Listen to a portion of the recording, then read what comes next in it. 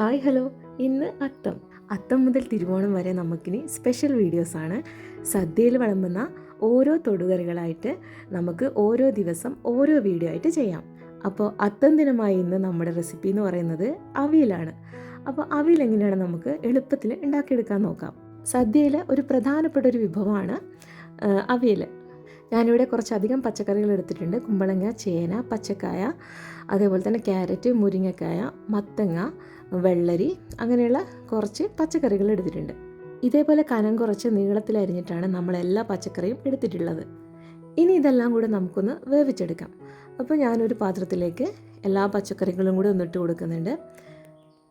നല്ല ചുവട് കട്ടിയുള്ള ഒരു പാത്രം തന്നെയാണ് എടുത്തിട്ടുള്ളത്. ഇനി ഇതിലേക്ക് ആവശ്യത്തിനുള്ള ഉപ്പും 1/4 ടീസ്പൂൺ മഞ്ഞൾപ്പൊടിയും കൂടി ഇടുന്നുണ്ട്. മൂടി വെച്ച് ഒരു 20 മിനിറ്റ് കഴിയുമ്പോഴത്തേക്കും നമ്മുടെ പച്ചക്കറികളെല്ലാം വെന്ത് കിട്ടും. അപ്പോൾ ഇതിനകത്തേക്ക് കുറച്ച് കറിവേപ്പിലയും കൂടെ ആഡ് ചെയ്തിട്ടുണ്ട്. ഇനി നമുക്ക് ഇത് വേവാൻ ആവശ്യമായിട്ടുള്ള വെള്ളം കൂടി ഒഴിച്ചു കൊടുക്കാം. ഒരുപാട് വെള്ളമൊന്നും ഒഴിക്കരുത്. ഇതിനാവശ്യമായിട്ടുള്ള കുറച്ച് വെള്ളം മൂടി വെച്ച് നന്നായിട്ടൊന്ന് തിളപ്പിച്ചെടുത്തതിന് ശേഷം ഒന്ന് ഇളക്കി കൊടുത്ത് വീണ്ടും ഒന്ന് മൂടി വെക്കാം. അവിയലിൻ്റെ പച്ചക്കറികളെല്ലാം ഒന്ന് തിളച്ച് വന്നിട്ടുണ്ട്. ഇനി ഒന്നുകൂടെ നമുക്കൊന്ന് മൂടി വെക്കാം. അപ്പോൾ ഇതിനാവശ്യമായിട്ടുള്ള ഒരു അരപ്പ് നമുക്കൊന്ന് റെഡിയാക്കാനുണ്ട്. അതിനായിട്ട് ചെറിയുള്ളി, തേങ്ങ, പച്ചമുളക്, ചെറിയ ജീരകം കൂടി എടുത്തിട്ടുണ്ട്. ഇനി നന്നായിട്ടൊന്ന് ചതച്ചെടുത്താൽ മതി. ഒരുപാട് അരച്ചെടുക്കരുത്. അപ്പോൾ മിക്സിയിലിട്ടിട്ട് ജസ്റ്റ് ഒന്ന് കറക്കിയെടുത്താൽ മതി.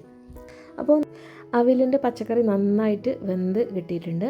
അപ്പോൾ ഒരുപാട് വെന്ത് ഉടഞ്ഞു പോകരുത്. ഇനി നമുക്ക് നേരത്തെ ചതച്ച് വെച്ചിട്ടുള്ള ആ ഒരു മിക്സ് ഇതിലോട്ടേക്ക് ഇട്ട് കൊടുത്തിട്ട് നന്നായിട്ടൊന്ന് മിക്സാക്കി എടുക്കാം. അപ്പോൾ ഇനി ശ്രദ്ധിക്കേണ്ട കാര്യം എന്താണെന്ന് വെച്ച് കഴിഞ്ഞാൽ, നമ്മൾ സദ്യ ഉണ്ടാക്കുമ്പോൾ കുറച്ച് നേരത്തെ ഇതുപോലെയുള്ള ഐറ്റംസൊക്കെ ഉണ്ടാക്കി വെക്കുമല്ലോ. അപ്പോൾ ഇങ്ങനെ തേങ്ങ ഇടുന്ന സമയത്ത് നന്നായിട്ട് ഈ പച്ചക്കറിയായിട്ട് നന്നായിട്ടൊന്ന് മിക്സാക്കി തിളച്ചതിന് ശേഷമാണ് നമ്മൾ തൈര് ഒഴിക്കുന്നത്. അല്ലാണ്ട് തൈരും തേങ്ങയും കൂടി ഒരുമിച്ച് ഒഴിക്കരുത്. അപ്പോൾ ഞാനിവിടെ ഒരു 1/4 കപ്പ് തൈരും കൂടെ ഒഴിച്ചു കൊടുത്തിട്ടുണ്ട്.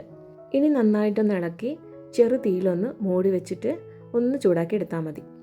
ഇനി ഇതിലേക്ക് നമ്മൾ ആഡ് ചെയ്യുന്നത് 1 ടേബിൾ സ്പൂൺ വെളിച്ചെണ്ണയാണ്. നല്ല നാടൻ വെളിച്ചെണ്ണ നമ്മളിതേപോലെ അവിയലിൻ്റെ മേലെ ഒന്ന് ഒഴിച്ചു കൊടുക്കുന്നുണ്ട്. 2-3 കറിവേപ്പിലയും കൂടി ഇട്ട് കൊടുക്കുന്നുണ്ട്.